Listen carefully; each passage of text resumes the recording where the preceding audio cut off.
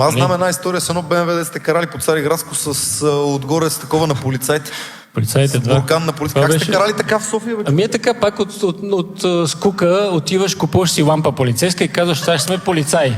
И имах БМВ петица, то беше едно такова шпионско и едно време, мисля, че службите и полицаите използваха такива БМВ-та и ние, знаейки го това, решаваме, че ще вземем лампа, която се върти, синя лампа, стъклата ни бяха затъмнени и взимаме лампа, продаваш се свободно. Слагаме лампата или на стъклото, или отгоре, даваме газ и минаваме от всякъде. Аз имам забавни истории с това нещо. Ходех на село на Марикостино, само че бързам. Дядо ми ме чака. Какво правя? Слагам лампата. Буркана! Давам газ, карам, подминавам, коли ми правят път и в един момент обаче гледам далечината полиция. И си викал, сега си е такова майката.